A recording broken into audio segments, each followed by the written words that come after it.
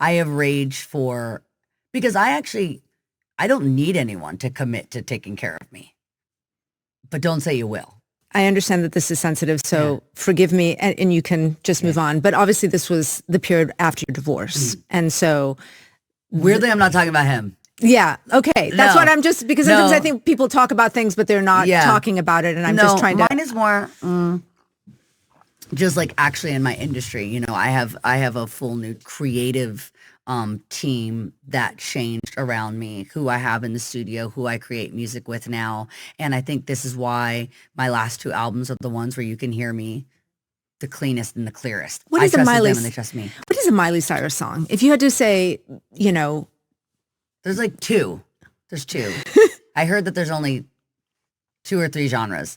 There's normal people that make normal music for like normal people. Then there's weird people, and we all know that kind of music, that make weird music for weird people. And then there's weird people that have learned how to make normal music, and kind of normal people that know how to make weird music. And there's only normal and weird, and that's kind of it. So I think I make normal music, and I also make weird music. So like Flowers is kind of like normal music, meaning you can understand it. You know, you don't have to question, you know, anything. After you listen to it, you can just simply enjoy it.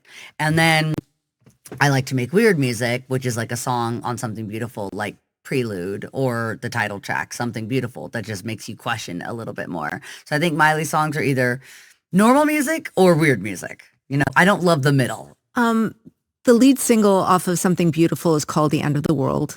And you've talked about how it's a song you wrote for your mom in a hard moment. Can you tell me about writing it? Yeah, so that was completely ridiculous. Like I said, me and my mom are very close, but it is ridiculous at some points because she went on a vacation to Italy without me for 1 week. And it felt like the end of the world to the both of us. She called me. That's what the song's about? That was what it was about. I had never had my mom leave the country without me before. And again, too old maybe to feel that way, but that's how I feel. And my mom called me and she said, I don't know why, but I want to cry today. Like, forgot where they were, somewhere gorgeous. And she's like, I'm looking out my window and there's nothing out there for me because like you're back home. And the first lyric is, today you woke up and you told me that you wanted to cry. That was my mom. You sang the song at the Chateau Marmont and you got really emotional during it. What was going on there? My mom was right in the front row, and you know, there's a part, it does it to me now. There's a lyric that says, you've been thinking about the future like it's already yours. And to me, that was just like a lyric about kind of not only mortality, but also just, that every day isn't promised to us. So worrying about the future that may never come is so pointless. But then me thinking about a future without her just breaks my heart. So that lyric gets me every time. You're also releasing a film to go with the album, and that's a first for you. Why did you want to make a film? It's a visual album, and the reason I chose to do it was because I wanted to do one thing extremely well. You know, my stepdad asked me the other day, why are you the only one without a makeup line? I was like, because that's not my passion. And he goes, that's the right answer. And it made so much sense. It's like, I don't have a makeup line because I'm not a makeup artist. Some people operate differently, you know, and Dolly's always says, you do you and I'll do me. Together we'll be us. This woman has cupcakes, you know, Dollywood, everything. Amusement parks, all the things. I never felt like that was really for me. And I've always admired that she can and wants. I mean, it's like a deep passion of hers. She absolutely adores it.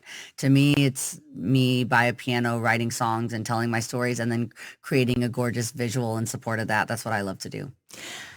It brings to mind a question that I've always had, which is you started your career as an actor and a singer, obviously, but you, other than a few brief acting gigs, really kind of left that behind. Why? Well, it's actually really interesting because I got Hannah Montana because I was a singer. So I was singing in Nashville. There was a little place at our mall where you could go and make demos. This is Nashville for you. You know, Nashville is like, we don't have a Build-A-Bear. We have like Build a Country Music Star. So I used to go to the mall and make my demos and write my songs.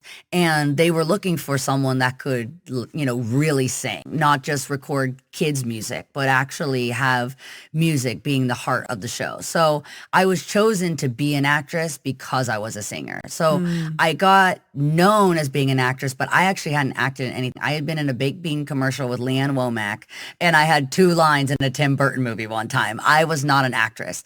And so I, you know, became an actress so I could bring that part to life. And then I've just never really found the role for me, because I think I am such a character in myself that to find something that can absorb me completely is really challenging. And I challenge every writer and director out there to bring it to me, because I would love to.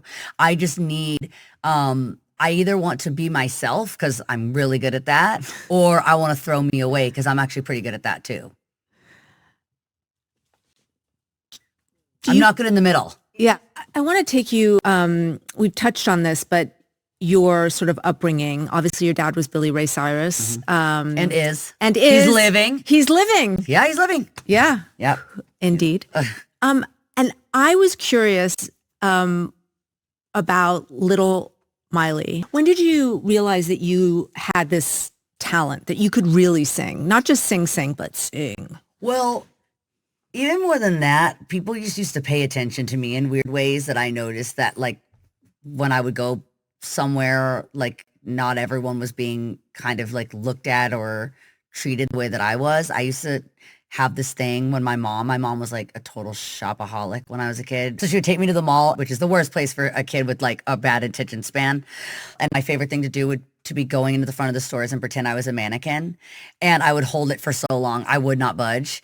And I would get crowds of people around staring at me because I was just like milking it so hard. And I think they were like, how long is this little girl gonna like keep up the bit? And I would just do the bit.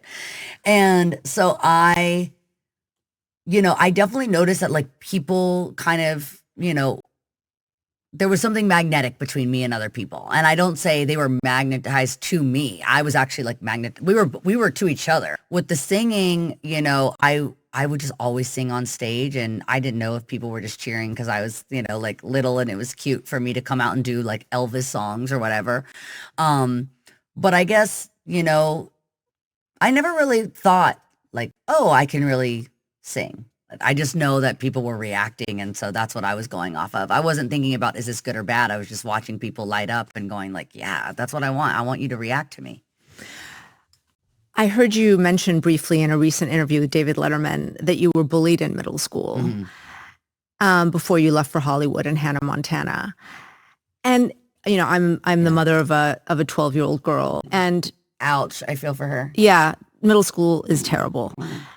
And I'm wondering what you took away from that period of your life where all of a sudden you go off to have like this amazing success, but you had this really painful time. Like, why was that happening? I don't know if there was a reason, that I was like specifically chosen to be bullied. I think a lot of what did it for me in middle school was the attention that I had on me because of my dad. And just, people like, I guess, putting on to me that I thought that I was, special in this other way. And it wasn't about, I don't think what hurt them was that I was special, but it was that it just made them feel not special.